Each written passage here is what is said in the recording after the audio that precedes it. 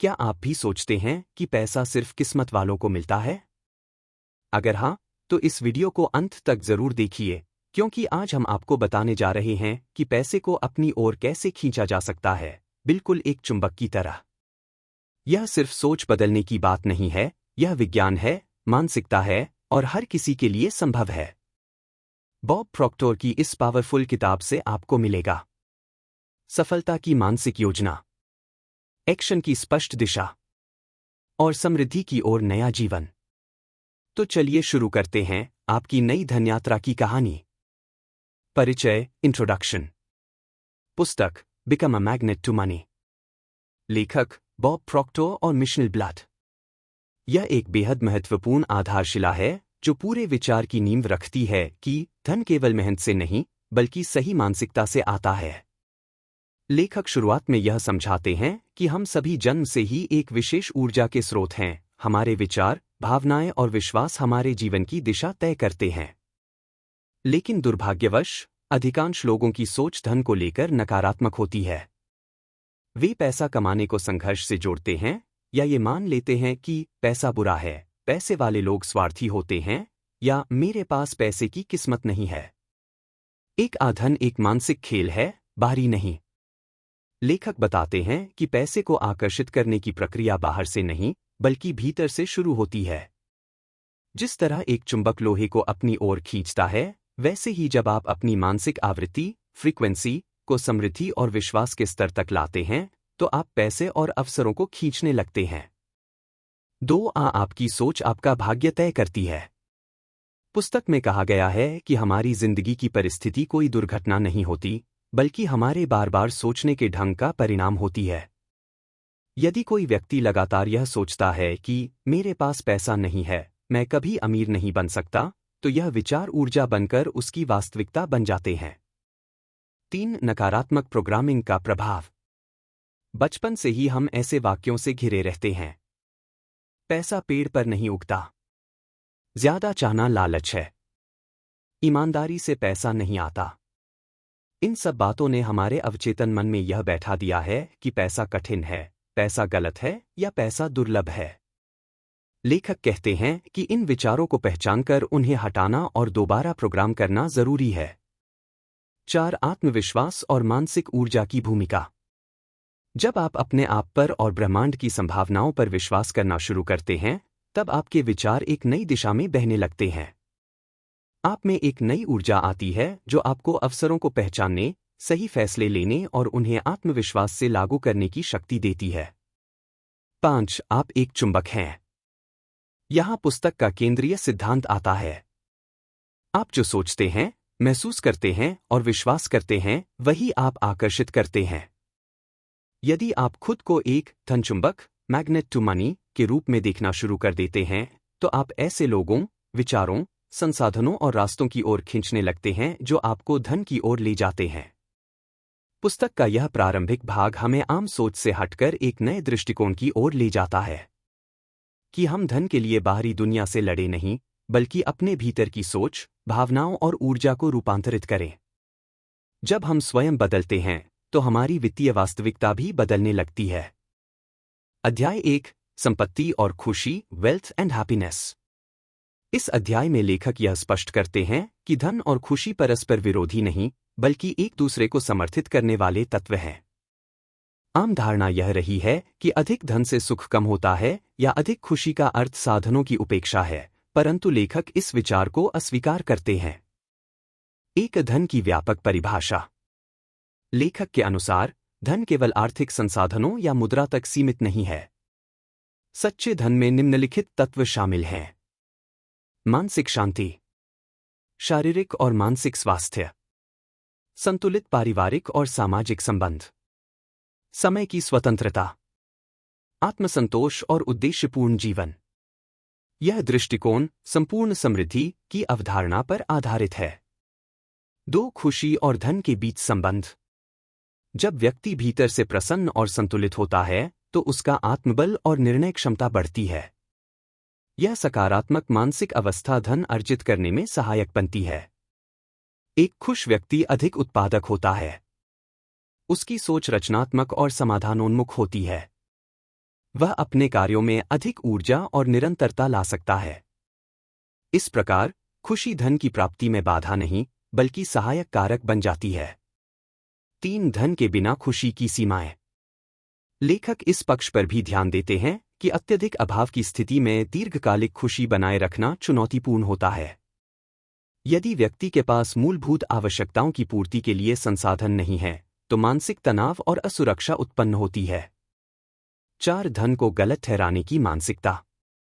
सामाजिक और सांस्कृतिक कंडीशनिंग ने अनेक लोगों के भीतर यह धारणा बैठा दी है कि पैसा पाना लोभ या स्वार्थ का संकेत है। लेखक इसे मानसिक अवरोध मानते हैं जो व्यक्ति की प्रगति को रोकता है। वह स्पष्ट करते हैं कि यदि धन नैतिक साधनों से अर्जित किया जाए और उसका सदुपयोग हो तो वह व्यक्तिगत व सामाजिक कल्याण का साधन बन सकता है।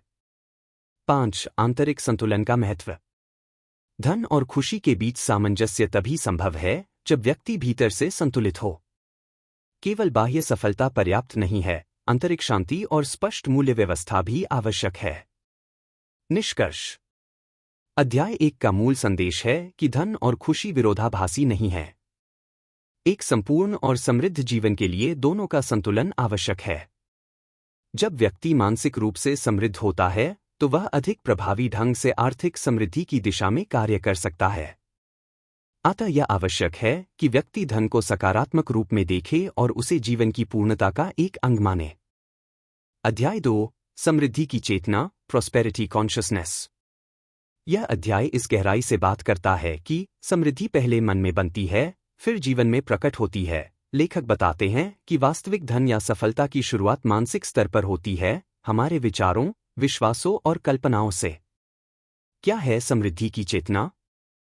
समृद्धि की चेतना का मतलब है ऐसा मानसिक दृष्टिकोण विकसित करना जहां आप खुद को योग्य और समर्थ मानते हैं। आप ब्रह्मांड को एक असीम आपूर्ति का स्रोत मानते हैं और आप खुद को उस आपूर्ति से जुड़ा हुआ महसूस करते हैं। इस चेतना में व्यक्ति अभाव या कमी पर नहीं बल्कि प्रचुरता और अवसरों पर ध्यान देता है। हमारे अवचेतन मन की भूमिका। लेखकों के अनुसार हमारा अवचेतन मन हमारी वास्तविकता को नियंत्रित करता है। यदि अवचेतन में गरीबी, असुरक्षा या डर भरे हैं तो हम बार बार वही अनुभव करेंगे। लेकिन यदि हम अपने अवचेतन को यह सिखा दें कि मैं धन का योग्य हूं, यह ब्रह्मांड मुझे समर्थन दे रहा है, मैं आर्थिक रूप से सुरक्षित हूं, तो यह नए विश्वास एक नई वास्तविकता की नींव बनते हैं। अभाव बनाम प्रचुरता की चेतना। मेरे पास पैसा नहीं है, पैसा मुझे मिलने की प्रक्रिया में है। यह मेरे लिए संभव नहीं है, मैं हर दिन समृद्धि के करीब जा रहा हूं। दूसरों को मिलता है, मुझे नहीं, मैं भी असीम स्रोतों से जुड़ा हूं। अध्याय 3 वही आदतें दोहराना बंद करें, stop pressing the same buttons. इस अध्याय में लेखक एक बहुत ही साधारण लेकिन गहराई से भरी बात कहते हैं। अगर आप हर बार एक ही बटन दबाएंगे तो मशीन हर बार वही परिणाम देगी। मतलब, जब तक आप अपनी पुरानी सोच, आदतें और प्रतिक्रियाएं नहीं बदलते, तब तक जीवन में कुछ नया नहीं होगा। हम क्यों बार बार वही सोचते और करते हैं? मानव मस्तिष्क का एक हिस्सा, अवचेतन मन, सबकॉन्शियस माइंड, आदतों से चलता है। हमारा 90% व्यवहार रोज एक जैसा होता है क्योंकि हमें वही पुराना आरामदायक लगता है। डर, आलस या असुरक्षा नई चीजों को रोक देती है। हम खुद को सीमित मानने लगते हैं, मैं ऐसा ही हूं, मेरे बस की बात नहीं।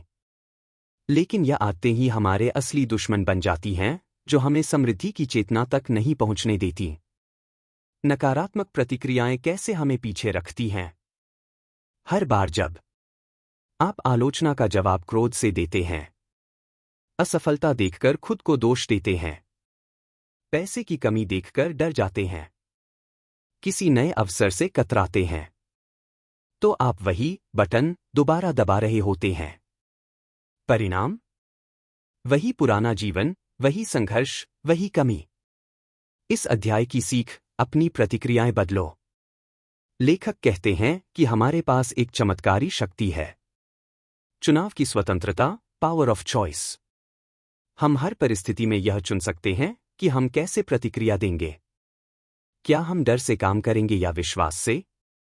क्या हम असफलता को सीख मानेंगे या हार मान लेंगे? क्या हम आलोचना को अवसर में बदलेंगे या खुद को छोटा मान लेंगे? प्रतिक्रिया बदलो, परिणाम बदलो। पुरानी सोच और आदतें कैसे बदलें? एक, सचेत रहना, अवेयरनेस। हर बार जब आप कोई प्रतिक्रिया देते हैं तो खुद से पूछें, क्या मैं पुराने पैटर्न से प्रतिक्रिया दे रहा हूं? क्या मैं कुछ नया सोचकर जवाब दे सकता हूं?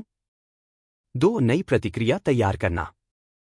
जैसे डर, मैं सीख रहा हूं और आगे बढ़ रहा हूं। क्रोध, मैं शांति और समझ से जवाब दूंगा। संदेह, मैं ब्रह्मांड पर भरोसा करता हूं। 3, छोटे बदलाव से शुरुआत करें। हर दिन एक नई सोच को अपनाएं, भले ही छोटा कदम हो। नया दृष्टिकोण अपनाना ही जीवन को बदलने का आरंभ है। सकारात्मक सोच को चुनना। लेखक यह नहीं कहते कि मुश्किलें नहीं आएंगी, लेकिन यह जरूर कहते हैं, जब आप सोच बदलते हैं तो परिस्थितियों से लड़ना नहीं पड़ता, वे खुद बदलने लगती हैं। हर स्थिति में जब आप सकारात्मक प्रतिक्रिया चुनते हैं, आप ऊर्जा बचाते हैं। आप रचनात्मक समाधान खोजते हैं। आप अपने मन को शांत और केंद्रित रखते हैं। निष्कर्ष, यह अध्याय आपको एक कठोर लेकिन ईमानदार आईना दिखाता है। अगर आप बार बार वही सोचते और करते हैं तो वही जीवन दोहराया जाएगा। परंतु यदि आप अपने विचारों और प्रतिक्रियाओं को जागरूकता से चुनते हैं तो पुराने बटन छोड़कर आप एक नया जीवन डिजाइन कर सकते हैं। अध्याय 4, आय के अनेक स्रोत, multiple sources of income, MSIs। इस अध्याय में लेखक एक अत्यंत महत्वपूर्ण और प्रैक्टिकल अवधारणा को प्रस्तुत करते हैं, आय के अनेक स्रोत, MSI, multiple sources of income. यह अध्याय विशेष रूप से उन लोगों के लिए आंख खोलने वाला है जो जीवन भर केवल एक नौकरी या एक व्यापार पर निर्भर रहते हैं। केवल एक स्रोत पर निर्भर रहना क्यों जोखिम भरा है? आज की दुनिया में कोई भी चीज स्थायी नहीं है। नौकरियां कभी भी जा सकती हैं। स्वास्थ्य की समस्याएं अचानक आ सकती हैं। अर्थव्यवस्था में उतार चढ़ाव आम बात है। यदि आपकी आय का केवल एक ही स्रोत है तो आपके जीवन का पूरा नियंत्रण उस एक चीज पर है। लेखक इसे आर्थिक गुलामी का रूप मानते हैं। MSI क्या और क्यों?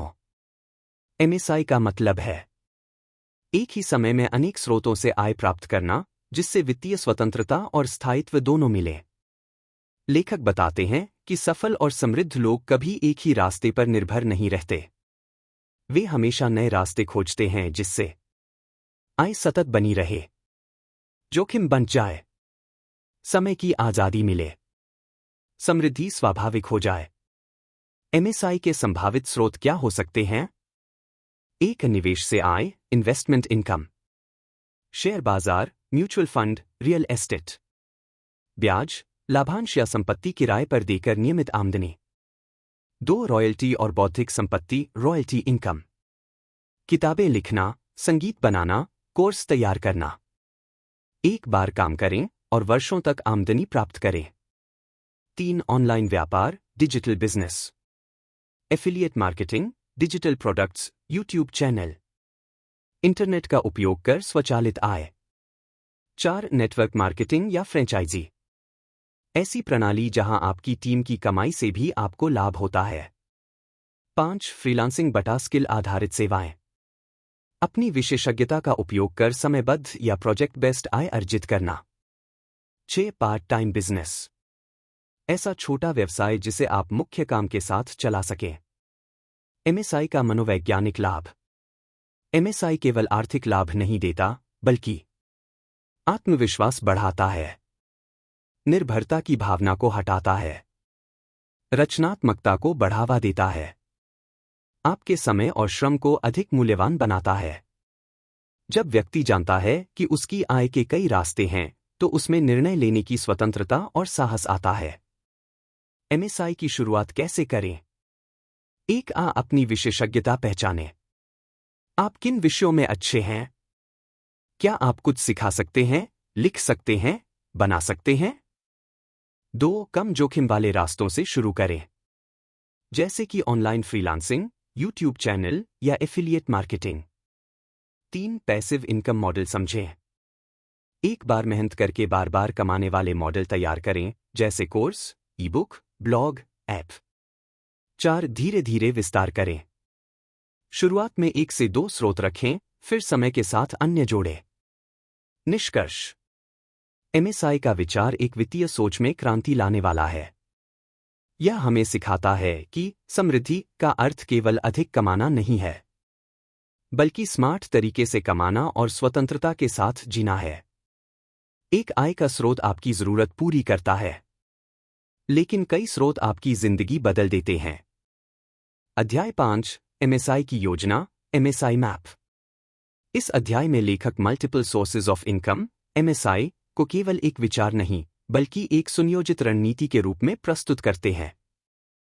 यह अध्याय आपको बताता है कि कैसे अपने जीवन, समय, कौशल और रुचियों को उपयोग करके एक ठोस योजना के जरिए आय के नए और स्थायी स्रोत बनाए जाएं। एमएसआई मैप का अर्थ क्या है? एमएसआई मैप यानी एक स्पष्ट, व्यावहारिक रोड मैप जो आपको यह दिखाता है आप अभी कहाँ खड़े हैं, आपके वर्तमान कौशल और संसाधन क्या हैं, और आप कहाँ जाना चाहते हैं, कितनी स्वतंत्रता और आय चाहिए, और वहां पहुंचने के लिए कौन कौन से रास्ते बनाए जा सकते हैं। यह एक नक्शा है जो आपको अंधेरे में भटकने से बचाता है और धन संपन्नता की दिशा में स्पष्ट दिशा देता है। एमएसआई मैप कैसे बनाएं? 1. स्वयं का मूल्यांकन करें, सेल्फ असेसमेंट। आपकी विशेषज्ञता क्या है? जैसे लेखन, डिजाइन, शिक्षण, कोचिंग, म्यूजिक, बिक्री, कुकिंग, टेक्नोलॉजी आदि। आपकी रुचियां क्या हैं? क्योंकि रुचि से किया गया काम लंबे समय तक बना रहता है। आपके पास अभी कौन से संसाधन हैं? समय, इंटरनेट, संपर्क, पूंजी, उपकरण आदि। 2. संभावित एमएसआई विकल्पों की सूची बनाएं। उदाहरण के लिए, एक ब्लॉग या यूट्यूब चैनल शुरू करना, डिजिटल प्रोडक्ट जैसे ई बुक, कोर्स बनाना, फ्रीलांसिंग या कंसल्टिंग शुरू करना, निवेश करना, share, real estate, network marketing या पार्ट टाइम बिजनेस। 3. हर स्रोत का विश्लेषण करें। क्या वह पैसिव इनकम बन सकता है? कितनी शुरुआत की लागत है? क्या उसे स्केल किया जा सकता है? क्या वह आपकी लाइफस्टाइल के अनुकूल है? 4. टाइम मैप तैयार करें। हर सप्ताह 5 से 10 घंटे अलग से एमएसआई पर दें। एक शॉर्ट टर्म प्लान बनाएं, 3 से 6 महीने। एक लॉन्ग टर्म प्लान बनाएं, 1 से 3 साल। 5. एमएसआई को ऑटोमेट करने की योजना बनाएं। जैसे जैसे एक आय स्रोत मजबूत होता जाए, उसमें ऑटोमेशन लाएं। उदाहरण, course website, auto email system, schedule posting. MSI map के लाभ। 1. अस्पष्टता, क्लैरिटी। आप बिना भटके सही दिशा में काम करते हैं। 2. प्रेरणा, मोटिवेशन। जब रास्ता स्पष्ट होता है तो काम करने का उत्साह बढ़ता है। 3. गति, मोमेंटम। छोटे छोटे कदम भी जब लगातार उठते हैं तो बड़ा परिवर्तन लाते हैं। 4. समय की आजादी, टाइम फ्रीडम। एमएसआई में से कई स्रोत समय से स्वतंत्र होते हैं, जिससे आप अपने जीवन को नियंत्रित कर सकते हैं। लेखकों की सलाह। एमएसआई को एक दीर्घकालिक गेम की तरह देखें, रातों रात अमीर बनने की इच्छा न पालें। हर हफ्ते समय निकालें एमएसआई मैप को अपडेट करने और ट्रैक करने के लिए। अपने लक्ष्य को बार बार दोहराएं, मैं स्वतंत्र और समृद्ध हूं, और मेरी आय के कई स्रोत मुझे ब्रह्मांड से जुड़े रखते हैं। निष्कर्ष: एमएसआई मैप एक सपना नहीं, एक सिस्टम है।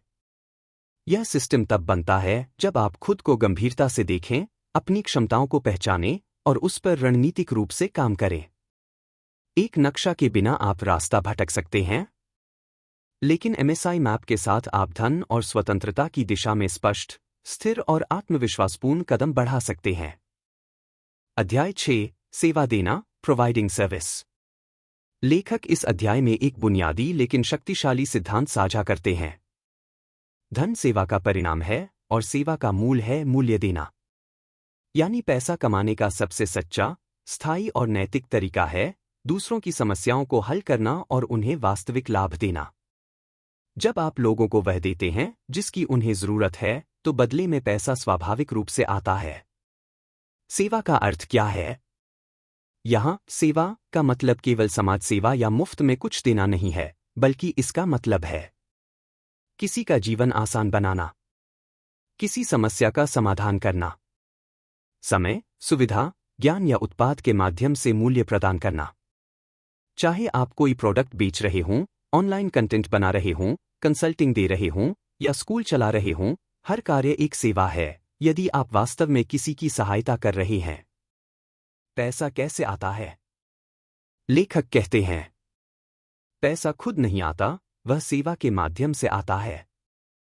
3 चरणों में यह प्रक्रिया होती है। 1, आप किसी की जरूरत या समस्या पहचानते हैं। 2, आप उसे समाधान या सहायता प्रदान करते हैं। 3, बदले में वह व्यक्ति आपको धन, सम्मान या सिफारिश देता है। ध्यान दें, ध्यान पैसा कमाने पर नहीं, मूल्य देने पर हो। पैसा तभी आएगा जब सेवा सच्ची होगी। अधिक मूल्य देने का नियम। यह अध्याय यह भी सिखाता है कि अगर आप सामान्य से अधिक सेवा देंगे, तो आपको सामान्य से अधिक इनाम मिलेगा। जब आप किसी को सिर्फ उनका भुगतान किया गया काम नहीं, बल्कि थोड़ा अतिरिक्त देते हैं, जैसे बेहतर अनुभव, अधिक स्पष्टता, भरोसेमंद सेवा, तो ग्राहक बार बार वापस आता है और आपको अधिक अवसर मिलते हैं। उदाहरण, अगर एक शिक्षक बच्चों को परीक्षा पास करवाने से ज्यादा उनके जीवन के कौशल भी सिखाता है, उसका नाम बढ़ता है। अगर एक दुकानदार केवल सामान नहीं बेचता, बल्कि ग्राहक को ईमानदारी से सलाह भी देता है, ग्राहक उसका हो जाता है। सेवा और आत्मसंतोष। इस अध्याय में एक और गहरी बात कही गई है। जब आप दूसरों की सेवा करते हैं, तो आपको केवल पैसा नहीं, बल्कि आंतरिक संतोष भी मिलता है। यह संतोष आपकी ऊर्जा बढ़ाता है, आपके आत्मविश्वास और प्रेरणा को स्थायी बनाता है। यही सकारात्मक ऊर्जा आपको और अधिक लोगों तक पहुंचने में मदद करती है। लेखक की सलाह, सेवा केंद्रित बने, लाभ अपने आप आएगा। 1, पैसे के बजाय समाधान देने पर ध्यान दें। जब आप समस्या हल करते हैं, पैसा अपने आप आता है। 2, हर कार्य में सेवा का दृष्टिकोण रखें। कोई भी व्यवसाय छोटा नहीं होता यदि उसमें सच्चा मूल्य हो। 3, सेवा सम्मान, मान्यता अपनाएं। पैसे को आदर से देखिए, क्योंकि यह आपकी सेवा का मापदंड है। निष्कर्ष, धन प्राप्त करने की सबसे प्रभावी कुंजी है दूसरों की सेवा करना और उसमें उत्कृष्टता देना। जब आप यह समझ लेते हैं कि सेवा देना मूल्य देना धन प्राप्त करना, तब आपका दृष्टिकोण बदल जाता है। आप अब केवल कमाने नहीं, बल्कि योगदान देने की मानसिकता से जीते हैं। और यही सोच आपको सचमुच धन का चुंबक बना देती है। अध्याय 7, असीमित आपूर्ति, एन इन्फिनिट सप्लाई। इस अध्याय में लेखक हमें याद दिलाते हैं कि ब्रह्मांड में संसाधनों, अवसरों और धन की कोई कमी नहीं है। कमी केवल हमारी सोच में है, हमारी सीमित, डर आधारित और संकुचित सोच में। ब्रह्मांड असीम है, तो हम क्यों खुद को सीमित मानते हैं? समस्या कहाँ है? कमी की मानसिकता। बहुत से लोग इस भ्रम में जीते हैं कि पैसा मुश्किल से आता है, अमीर बनने के लिए अवसर बहुत कम है, एक की सफलता दूसरे की विफलता है। यह सोच कमी की चेतना, स्कैर्सिटी कॉन्शियसनेस कहलाती है, जहां हमें लगता है कि दुनिया में कम संसाधन हैं और अधिक लोग हैं जो उन्हें छीन रहे हैं। इस सोच का परिणाम क्या होता है? डर, जलन, तुलना, अवसरों को न देख पाना, खुद को छोटा महसूस करना, जोखिम से डरना। समाधान क्या है? असीमता की चेतना, अबंडेंस कॉन्शियसनेस। लेखक कहते हैं कि हमें अपनी चेतना को इस सत्य के साथ पुनः प्रोग्राम करना चाहिए। मैं एक असीम ब्रह्मांड का हिस्सा हूं। जितना चाहूं, पा सकता हूं, बिना किसी को नुकसान पहुंचाए। जब हम खुद को असीम संभावनाओं का पात्र मानते हैं, तो अवसर दिखने लगते हैं, आत्मविश्वास बढ़ता है, नए विचार आते हैं, ऊर्जा उच्च स्तर पर काम करती है। असीमता को कैसे स्वीकार करें? एक, पुराने विश्वासों को पहचानें और छोड़ें। पैसा बुराई है, मेरे परिवार में कोई अमीर नहीं बना, ज्यादा मांगना लालच है। इन सभी सीमित सोच को बदलना होगा। 2 दैनिक पुष्टि अफर्मेशंस करें। ब्रह्मांड में सब कुछ असीम है। मेरे लिए अवसर हर दिशा से आ रहे हैं। मेरा धन स्रोत असीम है। 3 प्रकृति को देखिए, वहां कोई कमी नहीं। पेड़ हजारों फल देते हैं। समुद्र का पानी खत्म नहीं होता। सूरज रोज निकलता है। ये सब संकेत हैं कि ब्रह्मांड देना जानता है, बशर्ते हम लेने के लिए तैयार हों। 4 दूसरों की सफलता को सम्मान दें। अगर कोई सफल है तो सोचें, यह प्रमाण है कि मैं भी कर सकता हूं, न कि मेरे हिस्से का ले गया। लेखक का सुझाव, सप्लाई कभी खत्म नहीं होती। धन सीमित नहीं, प्रवाह में है। जब आप अपने अंदर के अवरोध हटाते हैं तो वह स्वतः आपकी ओर आता है। ब्रह्मांड हमें वही देता है जो हम मानते हैं और जिसके लिए हम तैयार होते हैं। निष्कर्ष। इस अध्याय का मूल मंत्र है, ब्रह्मांड की कोई सीमा नहीं है, तो आप अपनी चेतना को क्यों सीमित करें? जब हम कमी की सोच से निकलकर असीमता को स्वीकार करते हैं तो हम धन, अवसर और प्रेम के एक ऐसे प्रवाह में आ जाते हैं जो अंतहीन है और सच्चे अर्थों में हमें धन का चुंबक बना देता है। अध्याय 8 सापेक्षता का नियम और आय में वृद्धि, the law of relativity and income acceleration. यह अध्याय 2 मुख्य विषयों पर केंद्रित है। 1 सापेक्षता का नियम, लॉ ऑफ रिलेटिविटी यानी तुलना का सिद्धांत। 2 इनकम एक्सेलरेशन यानी अपनी आय को तेजी से बढ़ाना। लेखकों का संदेश स्पष्ट है, आपकी प्रगति और आय इस बात पर निर्भर करती है कि आप खुद को किससे और कैसे तुलना करते हैं। लॉ ऑफ रिलेटिविटी सापेक्षता का नियम। यह नियम कहता है कि कोई भी चीज तब तक अच्छी, बुरी, कम या ज्यादा नहीं होती जब तक आप उसकी तुलना किसी और चीज से नहीं करते। उदाहरण, अगर आप 10,000 रुपए कमा रहे हैं और किसी को 1 लाख रुपए कमाते देखते हैं तो आपको अपनी आय कम लगने लगती है। लेकिन अगर आप किसी को 5,000 रुपए कमाते देखते हैं तो वही 10,000 रुपए अधिक लग सकती है। यानी मूल्य तुलना से आता है, वस्तु या स्थिति अपने आप में अच्छी या बुरी नहीं होती। समस्या कहाँ होती है? जब हम बाहरी तुलना करने लगते हैं, जैसे वो मुझसे आगे है, मैं अब तक क्या कर पाया, मेरे पास उसके जितना क्यों नहीं है। समाधान क्या है? लेखकों का सुझाव है, तुलना केवल अपने आप से करें कि आप कल कहाँ थे और आज कहाँ हैं। आय में तेजी कैसे लाएं? Income acceleration. अब बात आती है आय को तेजी से बढ़ाने की। लेखक बताते हैं कि आय बढ़ाने के 2 बड़े तत्व हैं। 1 सोच का विस्तार, एक्सपैंड योर थिंकिंग। जब आप खुद को छोटा मानते हैं तो आप सीमित अवसर ही देख पाते हैं। अपने लक्ष्यों और विश्वासों को बड़ा करें, जैसे मैं 50,000 रुपए महीना कमाता हूं को बदलें, मैं 5 लाख रुपए महीना कमाने के योग्य हूं। 2 अपनी सीमाओं को चुनौती दें, चैलेंज योर लिमिट्स। जो काम डराता है वही आपकी ग्रोथ का रास्ता होता है। जो आपको असहज करे वही करना शुरू करें, जैसे कैमरे के सामने बोलना, किसी क्लाइंट को बड़ी फीस देना, अपने बिजनेस को स्केल करना। लेखक की विशेष सलाह। 1 कंफर्ट जोन से बाहर आएं।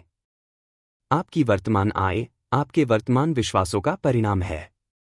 अगर आप अलग परिणाम चाहते हैं तो नए विश्वास और नई कार्यशैली अपनाएं।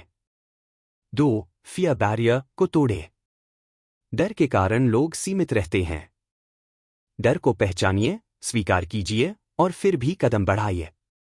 3 सकारात्मक तुलना करें।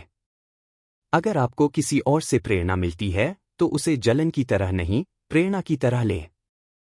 अगर वह कर सकता है तो मैं भी कर सकता हूं। इस अध्याय का मुख्य संदेश है, बाहर की तुलना बंद करो, अंदर की क्षमता बढ़ाओ। आपकी आय इस बात पर निर्भर करती है कि आप अपने आप को कितना बड़ा मानते हैं, आप अपनी सोच को कितना फैलाते हैं और आप कितनी बार अपनी सीमाओं को चुनौती देते हैं। जब आप यह समझ जाते हैं कि सच्ची तुलना केवल आपके कल और आज के बीच होनी चाहिए, तो आप हर दिन बेहतर होते हैं और आपकी आय भी उसी अनुपात में बढ़ती है। अध्याय 9 अपने अद्भुत मन को नया करें, रीन्यू योर मार्वलस माइंड। यह अध्याय हमें यह समझाने के लिए लिखा गया है कि हमारा मन कितना शक्तिशाली है, लेकिन यह शक्ति तभी काम करती है जब हम इसे नए विचारों, सकारात्मक विश्वासों और स्वस्थ सोच से भरें। लेखकों का संदेश स्पष्ट है। अगर आप अपनी जिंदगी बदलना चाहते हैं तो पहले अपने मन को नया करना होगा। हमारा मन एक अद्भुत उपकरण। लेखक बताते हैं कि हमारा मन एक मैग्नेट की तरह काम करता है जो विचारों, भावनाओं और अनुभवों को आकर्षित करता है। जो कुछ हम बार बार सोचते हैं वही हमारी वास्तविकता बन जाती है। इसलिए पुराने, सीमित और नकारात्मक विचार हमारी सफलता में बाधा बनते हैं। नकारात्मक विश्वासों को पहचानना और हटाना। हम में से अधिकतर लोग बचपन से यह बातें सुनते हैं। पैसा बुराई की जड़ है। तुम ये नहीं कर सकते। तुम इसके लायक नहीं हो। हमारे परिवार में कोई अमीर नहीं हुआ। ये बातें धीरे धीरे हमारे अवचेतन मन, सबकॉन्शियस माइंड में बैठ जाती हैं और आत्मविश्वास को तोड़ देती हैं। लेखक कहते हैं, अगर आपको अपने जीवन में परिवर्तन चाहिए तो पहले उन विचारों को पहचानिए जो आपको रोक रहे हैं। मन को नया कैसे करें? How to renew your mind. एक अवेयरनेस, जागरूकता। सबसे पहले जानिए कि आपके मन में कौन कौन से नकारात्मक विचार हैं। उन्हें लिखिए और उनके स्रोत को समझिए। किस अनुभव, शिक्षा या डर से वे आए। 2. रिप्लेस, बदलाव। हर नकारात्मक विचार के बदले एक सकारात्मक विचार रखिए। उदाहरण, मैं असफल हूं, मैं सीख रहा हूं और हर दिन बेहतर हो रहा हूं।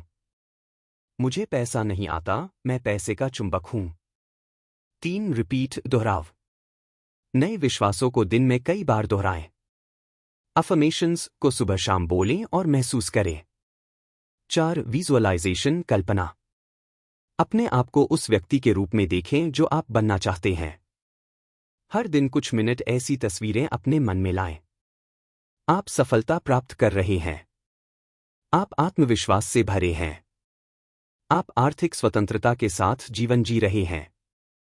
पुरानी सोच को कैसे हटाएं? पुरानी सोच अपने आप नहीं जाती, उसे हटाने के लिए जरूरी है नई जानकारी लेना, जैसे ये पुस्तकें, पॉजिटिव वीडियोस। नए अनुभवों को अपनाना, जैसे नए लोगों से मिलना, नए काम शुरू करना। पुरानी आदतों को चुनौती देना, जैसे टालमटोल छोड़ना, शिकायत बंद करना। लेखक कहते हैं, पुराने विचारों को हटाए बिना नया विचार काम नहीं करता, जैसे गंदे पानी से भरे गिलास में शुद्ध पानी नहीं टिक सकता। मन को नया करने के लाभ। जब आप अपने मन को नवीनीकृत करते हैं तो आत्मविश्वास बढ़ता है, रचनात्मकता सक्रिय होती है, लक्ष्य स्पष्ट और प्राप्त करने योग्य लगते हैं, जीवन में उत्साह और ऊर्जा का संचार होता है। निष्कर्ष, इस अध्याय का केंद्रीय विचार है, मन बदलो तो जीवन बदल जाएगा। जब हम अपने अद्भुत मन की सफाई करके उसे नए, उज्ज्वल विचारों से भरते हैं, तब हम अपने आत्मविश्वास, प्रेरणा और धन को नई ऊंचाइयों तक पहुंचा सकते हैं। अध्याय 10, निर्णय की शक्ति, द पावर ऑफ डिसीजन। यह अध्याय हमें सिखाता है कि जीवन में वास्तविक परिवर्तन की शुरुआत निर्णय से होती है। सिर्फ चाहने या सपने देखने से कुछ नहीं होता जब तक हम दृढ़ निश्चय नहीं करते। A committed decision changes everything. Bob Procter. निर्णय क्या है? निर्णय लेना मतलब अपने मन में ठान लेना कि अब यही रास्ता अपनाना है, फिर उसमें पूरी ऊर्जा, समय और ध्यान लगाना, किसी भी परिस्थिति में पीछे न हटना। लेखक कहते हैं, जब आप पूरी स्पष्टता और प्रतिबद्धता के साथ कोई निर्णय लेते हैं तो ब्रह्मांड खुद आपकी मदद के लिए रास्ते बनाना शुरू कर देता है। अधूरे निर्णय क्यों खतरनाक हैं? बहुत से लोग इस अवस्था में फंसे रहते हैं। करना तो है, पर सही समय आने पर देखते हैं क्या होता है। थोड़ा और सोच लूं। ये सब अनिर्णय, इंडिसीजन की निशानियां हैं। लेखकों के अनुसार अनिर्णय भ्रम पैदा करता है, भ्रम डर को जन्म देता है और डर रुकावटें खड़ी करता है। इसका नतीजा, आप कोई ठोस कदम नहीं उठाते, अवसर निकल जाते हैं, आत्मविश्वास कम होता जाता है। निर्णय लेने की शक्ति कैसे विकसित करें? एक स्पष्टता लाएं। आप क्या चाहते हैं? क्यों चाहते हैं? कब तक पाना चाहते हैं? जब उद्देश्य स्पष्ट होता है तो निर्णय लेना आसान हो जाता है। डर के बावजूद निर्णय लें। अगर डर लगे तो भी तय करें। डर का मतलब यह नहीं कि आप रुक जाएं। उदाहरण: कोई नया बिजनेस शुरू करना, वीडियो बनाना, नौकरी छोड़कर कुछ अलग करना। 3 छोटे निर्णयों से शुरुआत करें। हर दिन एक छोटा निर्णय लें। सुबह जल्दी उठना, व्यायाम करना, फोन कम चलाना, किताब पढ़ना। ये छोटे निर्णय धीरे धीरे आपकी निर्णय क्षमता को मजबूत करते हैं। 4 बाहरी राय पर निर्भर रहना बंद करें। सलाह लेना ठीक है, लेकिन हर बार दूसरों की स्वीकृति पर टिके रहना अनिर्णय को जन्म देता है। निर्णय के परिणाम: जब आप सच्चे निर्णय लेते हैं, आपका फोकस बढ़ता है, समय की बर्बादी बंद होती है, आप में एकाग्रता और आत्मबल आता है, रास्ते अपने आप बनने लगते हैं। लेखक का कथन: All successful people are decisive, they don't wait for perfect conditions, they create them. निष्कर्ष: इस अध्याय का मूल संदेश है, निर्णय लेना ही बदलाव की पहली सीढ़ी है। अगर आप अपने जीवन को नए स्तर पर ले जाना चाहते हैं, अगर आप धन, सफलता और आत्मविश्वास को आकर्षित करना चाहते हैं, तो पहला और सबसे जरूरी कदम है एक स्पष्ट, संपूर्ण और ठोस निर्णय लेना। अध्याय 11: दृढ़ता, परसिस्टेंस। यह अध्याय हमें बताता है कि सफलता का सबसे बड़ा रहस्य दृढ़ता है। सपने देखना जरूरी है, योजना बनाना भी जरूरी है, लेकिन उन सपनों और योजनाओं को तब तक जारी रखना जब तक वे हकीकत न बन जाएं, यही दृढ़ता है। Persistence is to the character of man as carbon is to steel. Napoleon Hill. जैसे स्टील को मजबूत बनाने के लिए कार्बन जरूरी होता है, वैसे ही इंसान को मजबूत बनाने के लिए दृढ़ता जरूरी है। क्यों जरूरी है दृढ़ता? लेखक बताते हैं कि असफलता जीवन में एक सामान्य घटना है। कई बार हम अपने लक्ष्य के बहुत करीब होते हैं, लेकिन कुछ असफलताओं के कारण छोड़ देते हैं। सफलता और असफलता के बीच का फर्क सिर्फ इतना होता है कि सफल लोग हार मानने से इनकार कर देते हैं। याद रखें, विफलता स्थायी नहीं है जब तक आप रुकते नहीं। दृढ़ता की 4 प्रमुख विशेषताएं: एक अस्पष्ट उद्देश्य, डेफिनेटनेस ऑफ पर्पस। आप क्यों कर रहे हैं ये काम? आपके क्यों में जितनी शक्ति होगी, आपकी दृढ़ता उतनी ही गहरी होगी। 2 इच्छा की तीव्रता, डिजायर। अगर आपकी इच्छा कमजोर है तो थोड़ी सी असुविधा में आप रुक जाएंगे, लेकिन अगर आप पूरी लगन से किसी चीज को चाहते हैं तो कोई भी बाधा बड़ी नहीं लगती। 3 आत्मनिर्भरता, सेल्फ रिलायंस। खुद पर भरोसा रखें, दूसरों के समर्थन या मान्यता का इंतजार न करें। 4 निरंतर क्रिया, कंटिन्यूअस एक्शन। सफलता एक बार में नहीं मिलती। हर दिन, हर पल छोटे छोटे कदम उठाते रहना ही असली जीत है। असफलता का सामना कैसे करें? लेखक कहते हैं कि असफलता एक परीक्षा है आपकी दृढ़ता की, एक सीढ़ी है जो आपको अगली सीख की ओर ले जाती है। अगर आप सीखते हैं और रुकते नहीं तो असफलता कभी अंतिम नहीं होती। उदाहरण: थॉमस एडिसन ने 1000 बार असफल होने के बाद बल्ब बनाया। उन्होंने कहा, मैं असफल नहीं हुआ, मैंने 1000 तरीके सीखे जो काम नहीं करते। अपने अंदर दृढ़ता कैसे विकसित करें? एक विजन बनाएं। अपने लक्ष्य को रोज कल्पना करें। उसे इतना स्पष्ट रखें कि वह असली लगने लगे। 2 हर दिन एक कदम उठाएं। चाहे छोटा हो या बड़ा, कुछ न कुछ करें, बिना रुके। 3 अपने क्यों को याद रखें। अपने सपनों और कारणों को रोज दोहराएं। 4 कभी हार न माने, नेवर क्विट। कोई भी असफलता आपको रोकने की शक्ति नहीं रखती जब तक आप खुद न रुकें। निष्कर्ष: इस अध्याय का संदेश बहुत सीधा और सशक्त है। दृढ़ता ही सफलता की असली चाबी है। सपने सब देखते हैं, शुरू भी सब करते हैं, लेकिन मंजिल सिर्फ वही पाते हैं जो ठान लेते हैं कि रुकना नहीं है, चाहे कुछ भी हो जाए। अध्याय 12, रचनात्मक कल्पना, क्रिएटिव विजुअलाइजेशन। इस अध्याय में लेखक बताते हैं कि कल्पना, विजुअलाइजेशन, सिर्फ एक कल्पना नहीं, बल्कि एक सृजनात्मक शक्ति, क्रिएटिव फोर्स, है जो आपके जीवन को नया आकार देती है। जैसा आप अपने मन की आंखों से बार बार स्पष्ट रूप से देख सकते हैं और उसे महसूस कर सकते हैं, वैसा ही आपका बाहरी जीवन भी बनने लगता है। What you vividly imagine and feel, you will eventually experience in real life. कल्पना क्यों इतनी शक्तिशाली है? लेखक कहते हैं कि हमारा अवचेतन मन, सबकॉन्शियस माइंड, चित्रों और भावनाओं के माध्यम से काम करता है। जब हम किसी चीज की कल्पना करते हैं और उसमें भावना जोड़ते हैं, तो अवचेतन मन उसे एक आदेश की तरह स्वीकार करता है।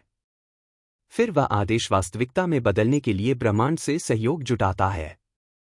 इसलिए कल्पना एक मैग्नेट की तरह काम करती है, जो हमारे विचारों के अनुरूप परिस्थितियां और अवसर आकर्षित करती है। रचनात्मक कल्पना कैसे करें? How to do creative visualisation. लेखक एक सरल लेकिन प्रभावी प्रक्रिया बताते हैं। 1. शांत और एकाग्र मन से शुरुआत करें। रोज सुबह या रात को कुछ मिनट अपने लिए निकालें। एक शांत जगह पर बैठ जाएं, गहरी सांस लें और शरीर को शिथिल करें। 2. स्पष्ट कल्पना करें, विविड विजुअलाइजेशन। अपने लक्ष्य को मन में बिल्कुल स्पष्ट देखें, जैसे आप पहले ही सफल हो चुके हैं। आपने अपना मनचाहा घर खरीद लिया है। आप आत्मविश्वास से भरे हुए हैं। आपके पास वित्तीय स्वतंत्रता है। 3. भावनाओं को जोड़े, ऐड इमोशन। सिर्फ चित्र ही नहीं, बल्कि वह भाव भी महसूस करें, जैसे खुशी, कृतज्ञता, गर्व, उत्साह। यही भावनाएं उस कल्पना को अवचेतन में गहराई से स्थापित करती हैं। 4. दृढ़ विश्वास रखें, हैव फेथ। परिणाम पर शक न करें। बार बार सोचें और मानें कि यह मेरा भविष्य है और मैं इसके योग्य हूं। विजुअलाइजेशन को नियमित अभ्यास कैसे बनाएं? रोज 5 से 10 मिनट विजुअलाइजेशन करें। एक डायरी रखें जिसमें आप अपने विजन लिखते रहें। एक विजन बोर्ड, चित्रों की पट्टी, बनाएं जो आपके सपनों को चित्रों के रूप में दर्शाए। अफर्मेशंस के साथ विजुअलाइजेशन को जोड़े। उदाहरण: मैं हर दिन धन, प्रेम और सफलता को आकर्षित कर रहा हूं। और इसी को आप मन में चित्र के रूप में देखें और महसूस करें। क्रिएटिव विजुअलाइजेशन से क्या लाभ होते हैं? 1. लक्ष्य पर फोकस बढ़ता है। 2. आत्मविश्वास और ऊर्जा में वृद्धि होती है। 3. अवचेतन मन से सहयोग मिलने लगता है। 4. अवसर अपने आप आकर्षित होते हैं। 5. डर और शक कम होने लगता है। निष्कर्ष: इस अध्याय का मूल संदेश है, आप जो देख सकते हैं वह बन सकते हैं। जो आप महसूस कर सकते हैं वह प्राप्त कर सकते हैं। रचनात्मक कल्पना सिर्फ सपना देखने की क्रिया नहीं, बल्कि एक वैज्ञानिक तरीका है अपनी सोच को हकीकत में बदलने का। हर सफल व्यक्ति पहले अपने दिमाग में वह सपना देखता है जो दुनिया बाद में देखती है। अध्याय 13, ध्यान की शक्ति, द पावर ऑफ मेडिटेशन। यह अध्याय हमें सिखाता है कि ध्यान, मेडिटेशन, कोई धार्मिक क्रिया नहीं, बल्कि एक मानसिक और ऊर्जात्मक साधन है जो हमारे जीवन को गहराई से बदल सकता है। ध्यान आपको न केवल मानसिक शांति देता है, बल्कि यह आपके अवचेतन मन को पुनः रिप्रोग्राम करने का भी एक प्रभावी माध्यम है, जिससे आप धन, सफलता और रचनात्मकता को अधिक गहराई से आकर्षित कर सकते हैं। ध्यान क्या करता है? लेखक बताते हैं कि ध्यान आपको आपके आंतरिक केंद्र से जोड़ता है, जहां शांति, शक्ति और स्पष्टता मौजूद रहती है। 2. बाहरी शोर को शांत करता है, जैसे चिंता, डर, भ्रम, नेगेटिव सेल्फ टॉक। 3. अवचेतन मन को खोलता है, जिससे उसमें नई, सकारात्मक प्रोग्रामिंग डाली जा सकती है। 4. आपको वर्तमान में लाता है, जहां सबसे अधिक शक्ति होती है। ध्यान और धन चुंबकता, मेडिटेशन मनी मैग्नेटिज्म। ध्यान से आप अपने भीतर की आकर्षण ऊर्जा को संतुलित करते हैं। धन की लहरों, वाइब्रेशंस के साथ सामंजस्य बैठाते हैं। अपने मन में मैं धन के योग्य हूं जैसी भावनाओं को गहराई से बैठाते हैं। जब आप शांत, स्पष्ट और केंद्रित होते हैं तो आप सही निर्णय, सही क्रियाएं और सही अवसरों को पहचानते हैं। ध्यान कैसे करें? Basic meditation technique. 1. एक शांत स्थान चुनें। सुबह या रात का समय सबसे अच्छा होता है। 2. आरामदायक मुद्रा में बैठें। रीढ़ सीधी रखें, आंखें बंद करें। 3. धीरे धीरे गहरी सांसें लें। सांस पर ध्यान दें, विचारों को आने जाने दें। 4. मंत्र या सकारात्मक वाक्य दोहराएं। जैसे, मैं शांत और केंद्रित हूं। मैं धन और समृद्धि को स्वीकार करता हूं। ब्रह्मांड मेरी सहायता कर रहा है। 5. दृश्य कल्पना को जोड़ें। अपने सपनों को मन में देखें जैसे वो अभी घटित हो रहे हैं। अपने आप को सफल, आत्मविश्वासी और समृद्ध महसूस करें। यह ध्यान प्लस विजुअलाइजेशन की संयुक्त शक्ति है। ध्यान के लाभ, बेनिफिट्स ऑफ मेडिटेशन। 1. मानसिक स्पष्टता, मेंटल क्लैरिटी। जीवन के निर्णयों में स्पष्टता आती है। 2. रचनात्मकता में वृद्धि, एनहांस्ड क्रिएटिविटी। नए विचार, समाधान और अवसर दिखने लगते हैं। 3. तनाव और डर में कमी, रिड्यूस्ड स्ट्रेस फियर। जो पैसा और सफलता के रास्ते में रुकावट बनते हैं। 4. सकारात्मक ऊर्जा में वृद्धि, हायर वाइब्रेशन। आप अधिक आकर्षक बनते हैं, परिस्थितियां और लोग आपकी ओर खींचते हैं। लेखक का सुझाव। रोजाना कम से कम 10-15 मिनट ध्यान करें। अफर्मेशंस और विजुअलाइजेशन को ध्यान में शामिल करें। यदि शुरुआत में मन भटकता है तो इसे सामान्य समझें, अभ्यास से गहराई आती है। निष्कर्ष। यह अध्याय हमें यह गहराई से समझाता है कि ध्यान कोई साधारण अभ्यास नहीं, बल्कि एक ऊर्जात्मक और मानसिक उपकरण है जो आपको आपके सच्चे स्वरूप, उद्देश्य और संभावनाओं से जोड़ता है। ध्यान के बिना आप बाहरी दुनिया में दौड़ सकते हैं, लेकिन अंदर से कभी नहीं जुड़ पाएंगे। और जब आप अपने भीतर से जुड़ते हैं, तभी आप सच्चे धन के लिए तैयार होते हैं। अध्याय 14। हमारे अद्भुत मन का चित्रण, diagram of a amazing mind. इस अध्याय में लेखक बॉब प्रॉक्टो हमारे मन, माइंड की संरचना को एक सरल और स्पष्ट तरीके से समझाते हैं ताकि हम यह जान सकें कि हम कैसे सोचते हैं, निर्णय लेते हैं और अपने जीवन को नियंत्रित करते हैं। अगर आप अपने मन को समझ जाते हैं तो आप अपने जीवन को भी समझने लगते हैं। मन के 3 स्तर, द 3 लेवल्स ऑफ माइंड। 1. चेतन मन, कॉन्शियस माइंड। यह हमारे जागरूक विचारों और निर्णयों का केंद्र है। हम इस स्तर से जानकारी इकट्ठा करते हैं, विश्लेषण करते हैं, चुनाव करते हैं कि हम क्या सोचेंगे। यह वह हिस्सा है जिससे हम पढ़ते, बोलते और तर्क करते हैं। 2. अवचेतन मन, सबकॉन्शियस माइंड। यह हमारे विश्वास, आदतों और भावनाओं का भंडार है। यह हर विचार और भावना को बिना सवाल किए स्वीकार करता है, खासकर यदि वह बार बार दोहराई जाए। यही वह स्तर है जहां आकर्षण का नियम, लॉ ऑफ अट्रैक्शन, सबसे प्रभावी ढंग से काम करता है। उदाहरण, यदि आप रोज कहते हैं, मैं अमीर हूं और उसमें भावनाएं जोड़ते हैं, तो अवचेतन इसे सच मान लेता है और उसी के अनुरूप अनुभव पैदा करने लगता है। 3. अचेतन मन, अनकॉन्शियस माइंड। यह वह गहराई है जहां हमारी स्वचालित क्रियाएं, जीवन के शुरुआती अनुभव और गहरी स्मृतियां संग्रहित होती हैं। यह हमारे शरीर के कामों को भी नियंत्रित करता है, जैसे सांस लेना, धड़कन आदि। मस्तिष्क का चित्रण, mind diagram, Bob Proctor model. Bob Proctor इसे स्टिक पर्सन डायग्राम के रूप में समझाते हैं। Conscious mind, subconscious mind, body और एक्शन।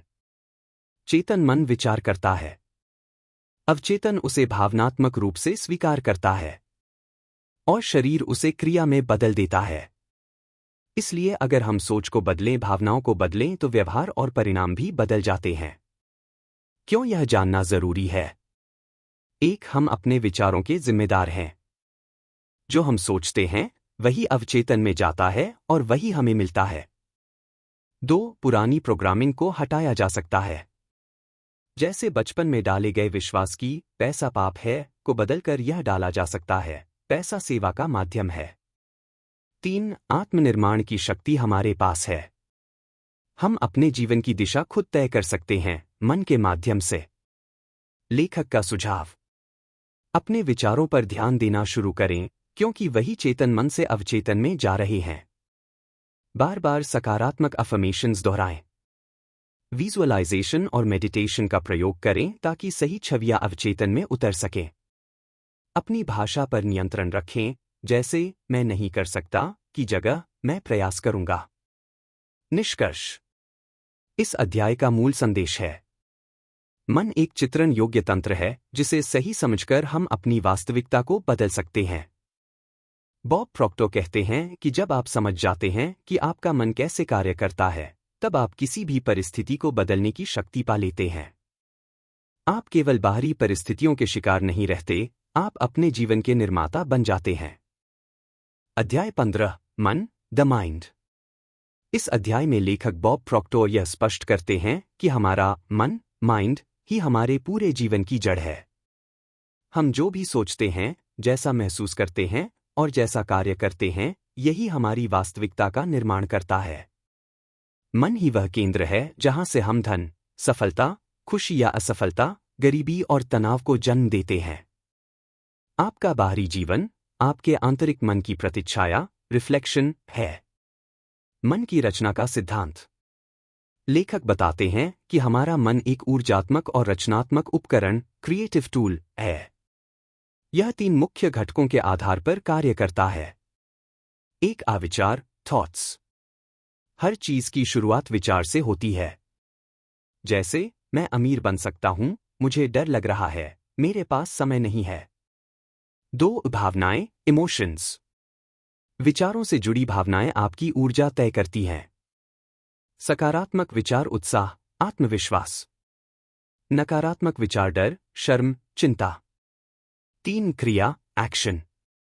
विचार प्लस भावना क्रिया को जन्म देती है और वही क्रिया आपके अनुभवों का निर्माण करती है।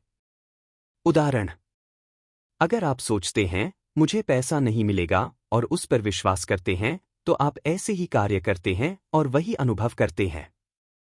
मन की शक्ति को कैसे समझें? 1. आपके विचार बीज हैं जो भविष्य का पेड़ बनते हैं। 2. आपका मन चुंबक की तरह है जो उस तरह की परिस्थितियां खींचता है जैसा आप सोचते हैं। 3. आपका अनुभव मन से शुरू होता है, बाहरी दुनिया से नहीं। लेखक का संदेश: अगर आप अपने जीवन को बदलना चाहते हैं तो पहले अपने मन को बदलें। बार बार सकारात्मक विचार दोहराएं क्योंकि वही अवचेतन में जाकर आपकी नई पहचान बनाते हैं। पुराने, सीमित करने वाले विश्वासों को पहचानें और बदलें। व्यावहारिक अभ्यास, प्रैक्टिकल एक्सरसाइजेस। 1. रोज सुबह सोचें, आज मैं क्या सोच रहा हूं? क्या ये विचार मेरी समृद्धि की ओर ले जा रहे हैं? 2. सकारात्मक वाक्य दोहराएं, अफर्मेशंस। मेरा मन मेरी सबसे बड़ी शक्ति है। मैं जो सोचता हूं, वही बनता हूं। मैं धन और अवसरों को आकर्षित कर रहा हूं। 3. माइंडफुलनेस और जर्नलिंग करें। अपने नकारात्मक पैटर्न को पहचानिए और बदलिए। निष्कर्ष: यह अध्याय इस सरल लेकिन शक्तिशाली सत्य को उजागर करता है। मन ही सब कुछ है, जो आप सोचते हैं वही आप बनते हैं। बॉब प्रॉक्टर यह समझाते हैं कि जब तक हम अपने विचारों और भावनाओं की जिम्मेदारी नहीं लेते, तब तक हम अपने जीवन को नियंत्रित नहीं कर सकते। लेकिन जब आप मन को समझकर उसे नियंत्रित करना शुरू करते हैं, तो आप अपने जीवन के सच्चे निर्माता बन जाते हैं। अध्याय 16: भय सीमा चित्रण, द टेरर बैरियर डायग्राम। इस अध्याय में बॉब प्रॉक्टर एक मानसिक नक्शा या डायग्राम के जरिए यह समझाते हैं कि कैसे डर, फियर और संदेह, डाउट, हमें हमारी कंफर्ट जोन में बंद रखते हैं, और जब हम उस जोन से बाहर निकलने की कोशिश करते हैं तो हम टेरर बैरियर से टकराते हैं, यानी वह मानसिक दीवार जो हमें आगे बढ़ने से रोकती है। टेरर बैरियर वह मानसिक दीवार है जो आपकी वर्तमान पहचान और आपके सपनों के बीच खड़ी होती है। टेरर बैरियर डायग्राम क्या दिखाता है? इस डायग्राम में 4 अवस्थाएं होती हैं। 1 बॉन्डेज बंधन। आप पुराने विश्वासों और आदतों से बंधे होते हैं। जीवन में असंतोष तो है, लेकिन डर के कारण आप बदलाव नहीं करते। 2 रीजन तर्क। आप अपने लक्ष्य या सपने के बारे में सोचते हैं, लेकिन फिर तर्क लगाने लगते हैं। अगर असफल हो गया तो? लोग क्या कहेंगे? मेरे पास संसाधन नहीं है। 3 टेरर बैरियर भय की सीमा। जब आप कार्रवाई करने वाले होते हैं, तो भीतर से डर, घबराहट, चिंता, असहजता आपको रोकते हैं। यहीं पर ज्यादातर लोग पीछे हट जाते हैं और अपने पुराने कंफर्ट जोन में लौट जाते हैं। 4 फ्रीडम स्वतंत्रता। जब आप डर को पार कर लेते हैं, तब आप ग्रोथ जोन में पहुंचते हैं। यहीं असली आत्मविश्वास, रचनात्मकता और सफलता मिलती है। यह डर क्यों आता है? हमारा अवचेतन मन पुराने प्रोग्रामिंग से बना है। जब आप कुछ नया करते हैं, अवचेतन उसे खतरा समझता है। इसलिए शरीर में तनाव, दिल की धड़कन तेज होना, डर लगना, ये सब सामान्य है। लेकिन यह डर सच्चा नहीं, केवल एक मनोवैज्ञानिक बाधा है। लेखक का संदेश। Fear is a green light, go through it. डर आपको यह नहीं बता रहा कि रुक जाओ। वह सिर्फ दिखा रहा है कि आप सही रास्ते पर हैं। जितनी बार आप इस डर को पार करेंगे, उतनी बार आपका आत्मबल और विश्वास बढ़ेगा। व्यावहारिक सलाह। 1 डर को पहचानो। हर बार जब आप कुछ बड़ा करने की कोशिश में डरें, समझिए कि यह टेरर बैरियर है। 2 स्मॉल स्टेप्स लें। एक ही बार में पूरा दीवार तोड़ने की कोशिश न करें, छोटे छोटे कदम लें। 3 नई पहचान को अपनाएं। अपने आप से कहें, मैं एक ऐसा व्यक्ति हूं जो नए अवसरों का स्वागत करता है। 4 विजुअलाइजेशन का प्रयोग करें। खुद को कल्पना में उस डर को पार करते हुए देखें। निष्कर्ष। यह अध्याय हमें सिखाता है कि जीवन में बड़ा बदलाव लाने के लिए हमें अपने डर से टकराना और उसे पार करना ही होगा। टेरर बैरियर असल में एक मिथ्या दीवार है, जो सिर्फ हमारे अंदर के पुराने विश्वासों से बनी है। जब हम इसे पार कर लेते हैं, तब असली स्वतंत्रता, विकास और धन की यात्रा शुरू होती है। अध्याय 17, भय की सीमा, द टेरर बैरियर। इस अध्याय में लेखक स्पष्ट रूप से समझाते हैं कि सच्ची सफलता की राह में सबसे बड़ी दीवार डर, फियर, है, और यह डर असल में सिर्फ एक मानसिक बाधा है, वास्तविकता नहीं। यह अध्याय पिछले अध्याय, टेरर बैरियर डायग्राम, की ही विस्तारित व्याख्या है। इसमें बताया गया है कि डर की भावना कैसे हमारी जिंदगी को सीमित कर देती है और उसे पार करने का असली तरीका क्या है। टेरर बैरियर असल में होता क्या है? जब भी आप किसी नए लक्ष्य की तरफ कदम बढ़ाते हैं, जैसे नई नौकरी, बिजनेस शुरू करना, स्टेज पर बोलना, पैसे की बड़ी योजना बनाना, तो अचानक अंदर से डर, घबराहट, शंका और अनिश्चितता उठती है। यही है टेरर बैरियर, एक मनोवैज्ञानिक सीमा जो आपको कंफर्ट जोन में वापस खींचती है। यह डर क्यों आता है? एक अवचेतन की सुरक्षा प्रणाली। आपका अवचेतन मन नई चीजों को खतरे के रूप में देखता है और आपको बचाना चाहता है। 2 पुराने प्रोग्रामिंग और अनुभव। बचपन से आपके मन में यह भर दिया गया है, सुरक्षित खेलो, गलती मत करो, बदलाव खतरनाक है।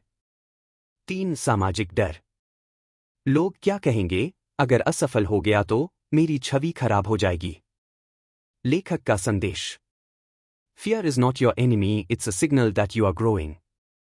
यानी डर कोई शत्रु नहीं, बल्कि यह संकेत है कि आप कुछ बड़ा करने की दिशा में बढ़ रहे हैं। डर को दबाना नहीं, बल्कि पहचान कर पार करना सीखिए। हर बार जब आप इस सीमा को पार करते हैं, आपका आत्मविश्वास बढ़ता है। टेरर बैरियर को पार करने के उपाय। 1 डर को महसूस करें, लेकिन फिर भी कार्य करें।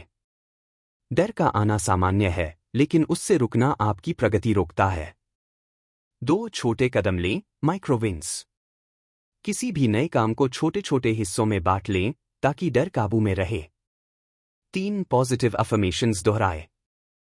मैं अपने डर से बड़ा हूं। मैं साहसी हूं और आगे बढ़ रहा हूं। हर डर के पार अवसर है। 4 सपोर्ट सिस्टम बनाएं। ऐसे लोगों से घिरे रहें जो आपको प्रोत्साहित करें, डर बढ़ाने वाले नहीं। 5 विजुअलाइजेशन का अभ्यास करें। खुद को उस कार्य में सफल होते हुए रोज कल्पना में देखें। एक प्रेरणादायक उदाहरण। मान लीजिए कोई व्यक्ति नौकरी छोड़कर अपना बिजनेस शुरू करना चाहता है। वह जोश में आता है, योजना बनाता है, लेकिन जैसे ही फॉर्म भरने या पैसे लगाने की बात आती है, टेरर बैरियर आ जाता है। अगर नहीं चला तो? अब या तो वह रुक जाता है, बैक टू कंफर्ट जोन, या डर को पहचानकर एक्शन लेता है और आगे बढ़ जाता है। वही एक्शन उसका भविष्य बदल सकता है। निष्कर्ष। टेरर बैरियर कोई असली दीवार नहीं, बल्कि आपके ही विचारों से बनी एक मानसिक रुकावट है। जब आप इसे पहचानकर पार करने की हिम्मत दिखाते हैं, तब आप असल में आज़ादी, आत्मनिर्भरता और सफलता के रास्ते पर होते हैं। ग्रोथ और कंफर्ट कभी एक साथ नहीं चलते। डर को पार कीजिए, वहीं से आपकी असली जिंदगी शुरू होती है। अध्याय 18, दैनिक कार्य सूची की शक्ति, the power of daily action list. यह अध्याय हमें यह सिखाता है कि हर दिन एक सुनियोजित कार्य सूची, डेली एक्शन लिस्ट, बनाना न केवल लक्ष्य प्राप्ति को तेज करता है, बल्कि यह हमारे अंदर अनुशासन, स्पष्टता और आत्मविश्वास भी बढ़ाता है। लेखक का स्पष्ट संदेश है। सपनों को हकीकत में बदलने के लिए एक्शन जरूरी है, और एक्शन को दिशा देती है आपकी दैनिक सूची। कार्य सूची क्यों जरूरी है? एक, मन को स्पष्टता मिलती है। जब आप दिन की शुरुआत यह तय करके करते हैं कि क्या करना है, तो आपका मन भटकता नहीं। 2, प्राथमिकता तय होती है। जरूरी और प्रभावी काम पहले किए जाते हैं। इससे समय और ऊर्जा बचती है। 3, काम टालने की आदत कम होती है। जब आप सूची बनाते हैं, तो कर लेंगे बाद में वाली मानसिकता घटती है। 4, हर पूरा किया गया कार्य आत्मविश्वास बढ़ाता है। जब आप टिक मार्क लगाते हैं या कोई कार्य पूरा करते हैं, तो आपका आत्मबल बढ़ता है। यह सूची कैसी होनी चाहिए? लेखक इसे एक टारगेटेड लिस्ट मानते हैं, यानी जो कार्य आपके लक्ष्य से सीधे जुड़े हों। केवल 5 से 7 जरूरी और प्रभावशाली कार्य ही रखें। छोटे कार्य भी हों लेकिन सकारात्मक ऊर्जा देने वाले हों। उदाहरण। 1, सुबह ध्यान, मानसिक स्पष्टता। 2, 30 मिनट किताब पढ़ना, सीखना और विकास। 3, नए ग्राहक को कॉल करना, इनकम सोर्स। 4, यूट्यूब स्क्रिप्ट लिखना, रचनात्मकता। 5, ग्रैटिट्यूड जर्नल लिखना, सकारात्मक ऊर्जा। लेखक की सलाह, don't just make the list, act on it. सिर्फ सूची बनाना काफी नहीं, उस पर दृढ़ता से कार्य करना जरूरी है। अगर कोई कार्य रह जाए, तो उसे अगले दिन की सूची में रखें, लेकिन उसे टाले नहीं। एक्शन की यह आदत क्या बदलती है? छोटे कदम, बड़ी प्रगति। हर दिन थोड़ा थोड़ा करके आप बड़ी मंजिल की ओर बढ़ते हैं। गोल सेटिंग से गोल अचीविंग की ओर। सिर्फ लक्ष्य लिखना कुछ नहीं बदलता, उस पर काम करना ही असली शक्ति है। आप समय के मालिक बनते हैं। जब आप तय करते हैं कि क्या करना है, आप जीवन को अपनी शर्तों पर जीने लगते हैं। निष्कर्ष। दैनिक कार्य सूची बनाना एक छोटा सा लेकिन अत्यधिक प्रभावशाली अभ्यास है। यह आदत न केवल आपके कामों को पूरा करवाती है, बल्कि आपको अपने सपनों की दिशा में निरंतर गति देती है। Clarity plus focus plus daily action manifestation, यानी स्पष्टता प्लस ध्यान प्लस रोजाना का कार्य लक्ष्य की प्राप्ति। अध्याय 19, मेरी दैनिक सूची, माई डेली लिस्ट। इस अध्याय में लेखक बॉब प्रॉक्टर और मिशेल ब्लड अपनी व्यक्तिगत डेली एक्शन लिस्ट, दैनिक कार्य सूची, का उदाहरण देते हैं। इसका उद्देश्य यह दिखाना है कि कैसे एक साधारण लेकिन संगठित दिनचर्या व्यक्ति को धन, सफलता और आंतरिक शांति की ओर ले जा सकती है। Discipline and repetition of right actions is what magnetize your life. सही कार्यों को अनुशासन के साथ दोहराना ही जीवन को चुंबकीय बनाता है। लेखक की दैनिक सूची में क्या होता है? यहाँ उनके रोजमर्रा के कार्यों का एक मॉडल दिया गया है। यह सिर्फ काम करने की लिस्ट नहीं, बल्कि शारीरिक, मानसिक, आध्यात्मिक और वित्तीय विकास का संतुलन है। उदाहरण, लेखक की सूची आधारित। 1, सुबह जल्दी उठना, दिन की ऊर्जावान शुरुआत। 2 ध्यान और श्वास अभ्यास मानसिक स्पष्टता और आत्मसंयोजन। 3 पुष्टि वाक्य अफर्मेशंस बोलना सकारात्मक मानसिक प्रोग्रामिंग। 4 विजुअलाइजेशन लक्ष्यों को कल्पना में देखना। 5 धन्यवाद पत्रिका ग्रैटिट्यूड जर्नल आभार की भावना से दिन शुरू करना। 6 प्रेरणादायक किताब पढ़ना आत्मविकास और उच्च सोच। 7 प्रमुख कार्यों पर कार्य करना MSI आधारित आय के स्रोतों पर केंद्रित प्रयास। 8 दूसरों की सेवा करना या मार्गदर्शन देना मूल्य प्रदान करना समृद्धि प्राप्त करना।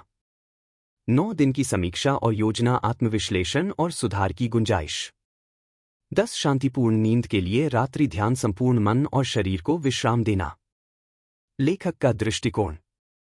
यह सूची कोई कठोर नियम नहीं है, बल्कि एक लचीलापन लिए हुए ढांचा है। इसका उद्देश्य है प्रत्येक दिन को सार्थक बनाना। यह आदतें धीरे धीरे व्यक्ति को समृद्ध और आत्मनियंत्रित जीवन की ओर ले जाती हैं। आप क्या सीख सकते हैं? कोई भी सफल व्यक्ति बिना योजना के कार्य नहीं करता। दैनिक सूची सिर्फ कामों के लिए नहीं, आपके सोचने, महसूस करने और बनने के लिए होती है। जब आप खुद को रोज थोड़ा बेहतर बनाते हैं, तो परिणाम बड़े बनते हैं। निष्कर्ष। यह अध्याय प्रेरणादायक है क्योंकि यह सिर्फ थ्योरी नहीं देता, बल्कि एक व्यवहारिक मॉडल देता है।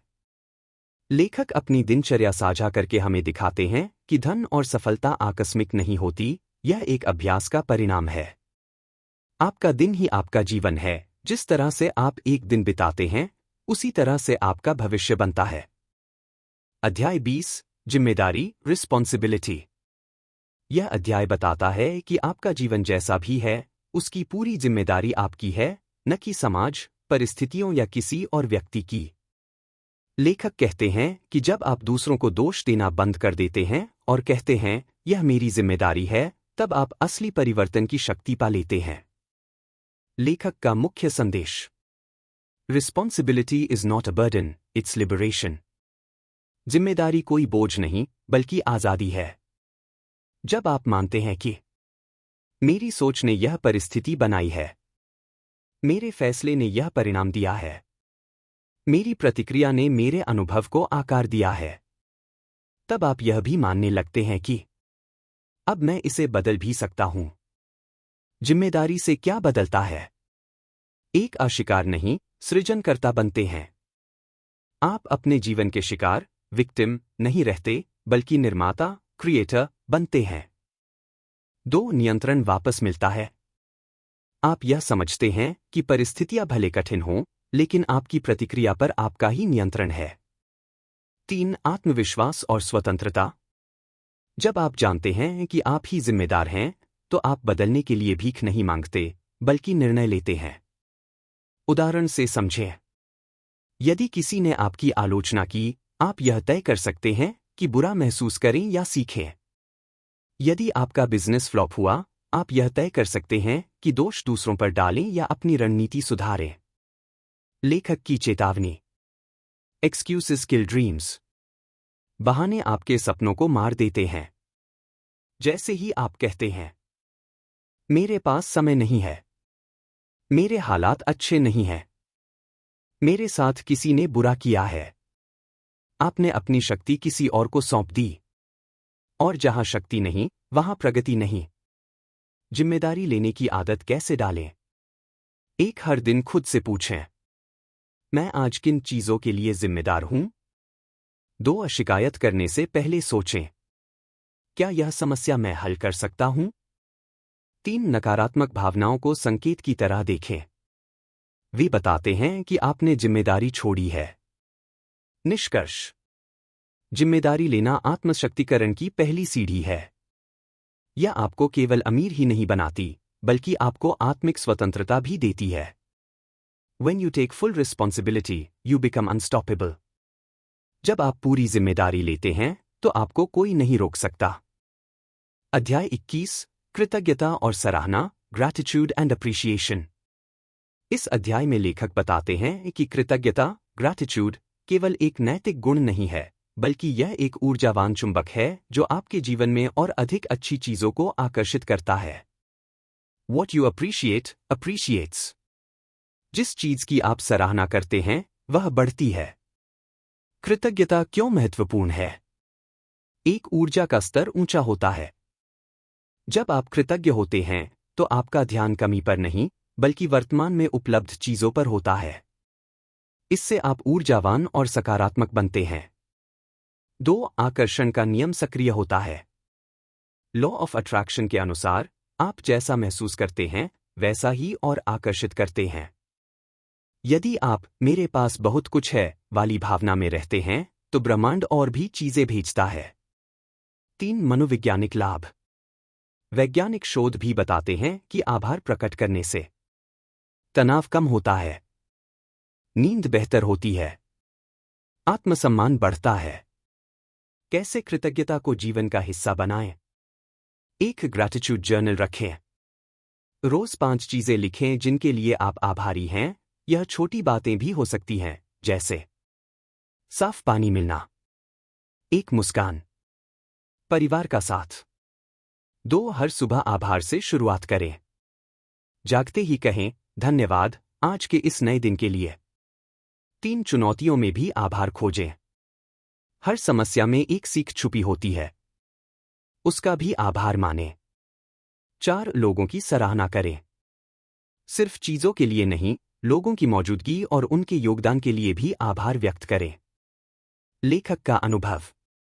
बॉब प्रॉक्टर कहते हैं कि जब उन्होंने आभार को अपनी दैनिक दिनचर्या में शामिल किया तो उनके रिश्ते बेहतर हुए, उनकी आर्थिक स्थिति सुधरी, उनका आत्मविश्वास बढ़ा। उन्हें यह समझ आया कि धन और सफलता का मूल स्रोत कृतज्ञ मन है। वास्तविक जीवन का दृष्टिकोण। यदि आप कमी पर ध्यान देंगे तो जीवन में वही बढ़ेगा। यदि आप कृतज्ञता के भाव में रहेंगे तो अबंडेंस, असीमता आपकी ओर खींचने लगेगी। निष्कर्ष। कृतज्ञता सिर्फ शब्द नहीं, एक जीवन शैली है। जब आप इसे अपनाते हैं तो आप एक ऐसे चुंबक बन जाते हैं जो धन, प्रेम, स्वास्थ्य और शांति को अपने जीवन में खींच लाता है। The fastest way to become rich emotionally, mentally, spiritually and financially is to be grateful right now. धनात्मक, मानसिक, आत्मिक और आर्थिक रूप से समृद्ध बनने का सबसे तेज तरीका है अभी आभारी होना। अध्याय 22, चेतना क्या है? What is consciousness? यह अध्याय समझाता है कि चेतना केवल सोचने की शक्ति नहीं, बल्कि हमारी पूरी जागरूकता, समझ और ऊर्जा का केंद्र है। लेखक बताते हैं कि हम जो भी अनुभव करते हैं, चाहे वह धन हो, प्रेम हो या सफलता, वह सब हमारी चेतना के स्तर पर निर्भर करता है। अगर हमारी चेतना संकुचित, नैरो है, तो हम जीवन को डर और सीमाओं से देखते हैं। लेकिन अगर हमारी चेतना विस्तृत, एक्सपैंडेड है, तो हम असीम संभावनाओं को पहचानने और पाने लगते हैं। चेतना क्या होती है? एक चेतना का अर्थ है जागरूकता। अपने विचारों की, अपनी भावनाओं की, अपने निर्णयों की, अपने जीवन के अनुभवों की। 2. यह हमारी सोचने, महसूस करने और कार्य करने की गहराई को दर्शाती है। एक उच्च चेतना वाला व्यक्ति सकारात्मक, रचनात्मक और समझदार होता है। एक निम्न चेतना वाला व्यक्ति नकारात्मकता, डर और शिकायत से घिरा रहता है। चेतना के स्तर, लेवल्स ऑफ कॉन्शियसनेस। लेखक के अनुसार चेतना के कई स्तर होते हैं, जैसे विक्टिम चेतना, पीड़ित अवस्था, मेरे साथ बुरा हुआ, मैं कुछ नहीं कर सकता। सर्वाइवल चेतना, जीवित रहने की सोच, बस जरूरी चीजें मिल जाएं, काफी है। क्रिएटिव चेतना, सर्जनात्मक चेतना, मैं अपनी सोच और ऊर्जा से अपनी दुनिया बदल सकता हूं। अभिव्यक्त चेतना, एक्सप्रेस्ड कॉन्शियसनेस, मैं ब्रह्मांड की शक्ति के साथ जुड़ा हूं और जो चाहूं वह बना सकता हूं। चेतना क्यों महत्वपूर्ण है? You don't get what you want. You get what you are conscious of. आपको वो नहीं मिलता जो आप चाहते हैं, बल्कि वो मिलता है जिसकी आप चेतना रखते हैं। अगर आप धन की कमी पर फोकस करते हैं, तो आपकी चेतना कमी पर होती है और आप उसी को अनुभव करेंगे। लेकिन यदि आप समृद्धि, आभार और अवसरों पर फोकस करते हैं, तो आपकी चेतना विकास पर होती है और वही चीजें आपकी ओर खींचती हैं। अपनी चेतना को कैसे ऊंचा करें? एक स्वनिरीक्षण करें। रोज पूछें, मैं किस विचार में जी रहा हूं, 2 ध्यान मेडिटेशन। अपने भीतर की शांति से जुड़े। ध्यान चेतना को विस्तार देता है। 3 सकारात्मक सामग्री पढ़ें और सुने।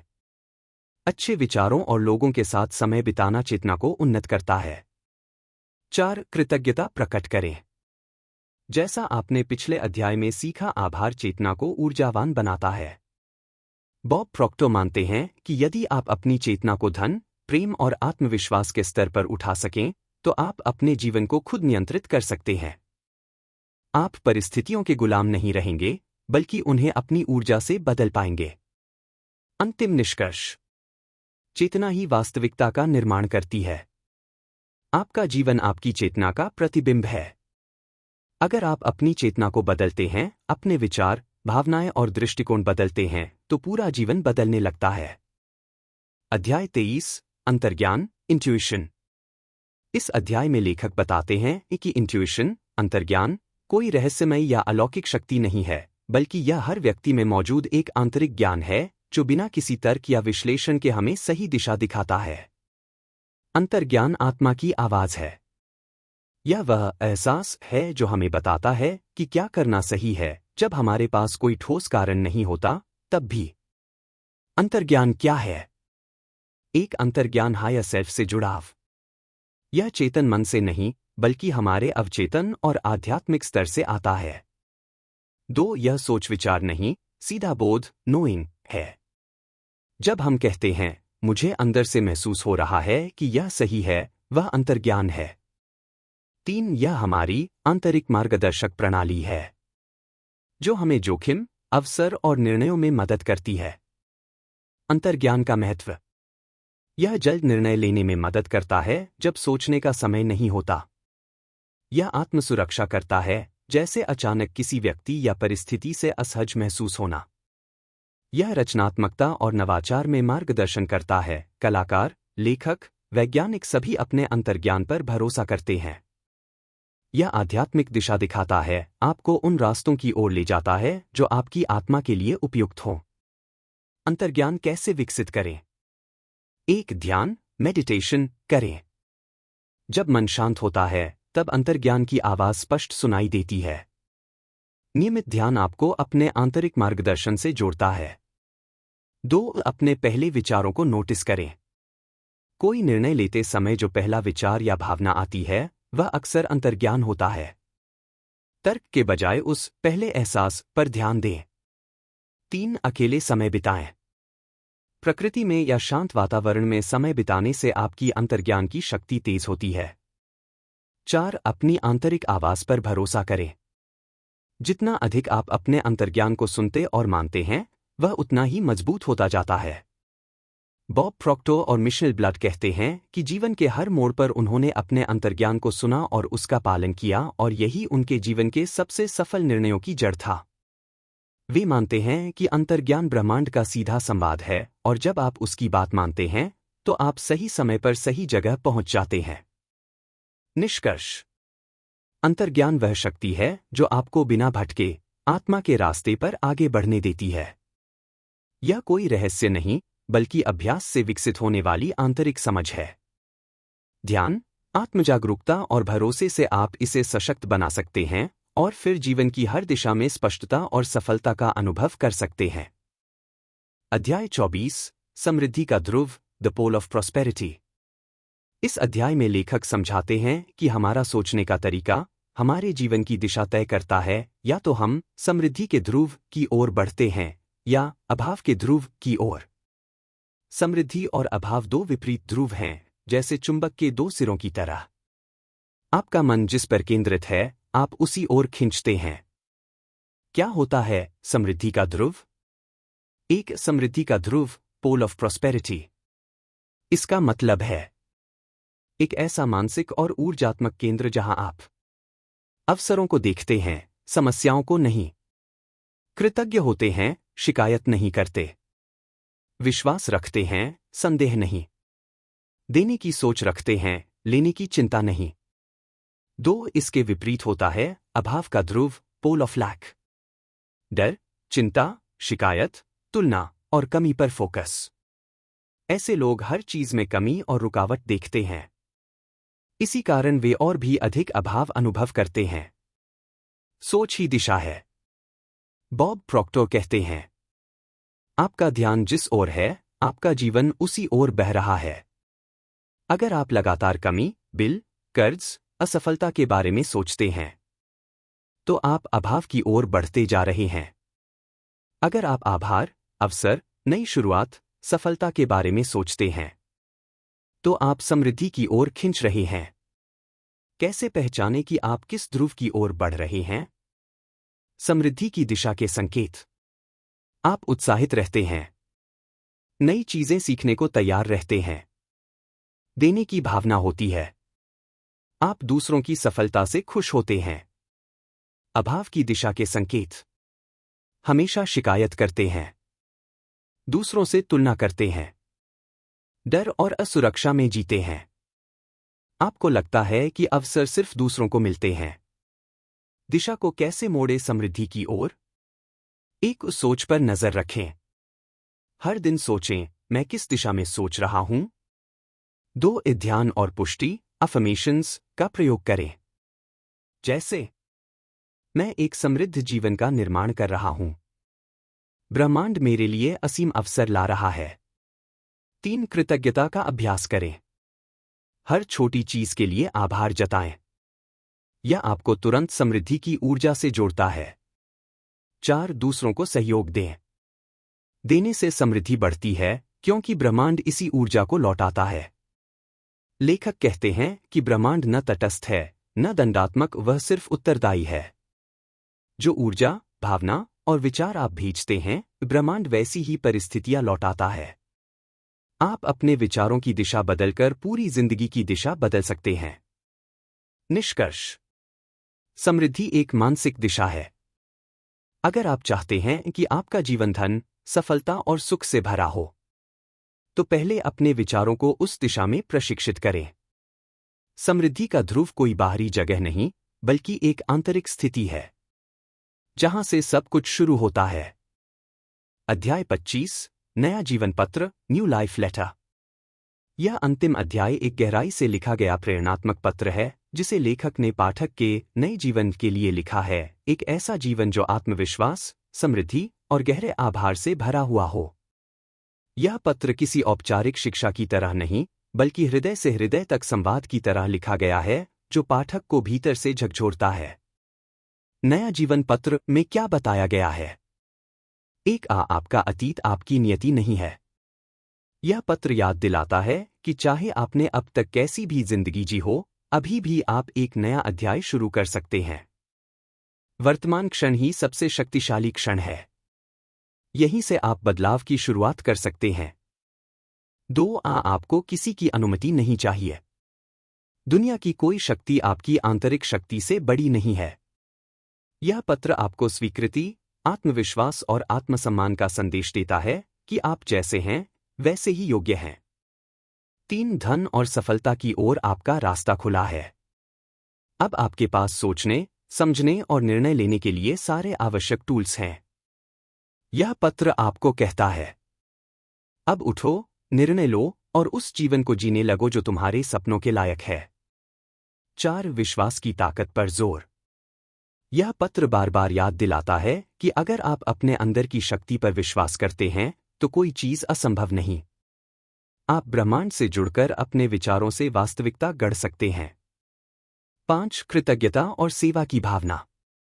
जीवन में आगे बढ़ते हुए इस पत्र में आग्रह किया गया है कि आप दूसरों को भी उठाएं, प्रेरित करें और सेवा करें। क्योंकि सच्ची समृद्धि सिर्फ लेने में नहीं, देने और साझा करने में है। यह अध्याय क्यों महत्वपूर्ण है? यह केवल समापन नहीं, एक नए आरंभ का संदेश है। यह पूरे पुस्तक के सार को एक भावनात्मक, मानवीय और आत्मिक रूप देता है। इसमें आत्मा को छूने वाला यह भाव होता है, अब आप जाग गए हैं। अब आप जान गए हैं। अब आप नया जीवन बना सकते हैं। पाठक से सीधा संवाद। पत्र में लेखक जैसे सीधे आपसे बात कर रहे हों। क्या तुम तैयार हो अपने भीतर की शक्ति को पहचानने के लिए?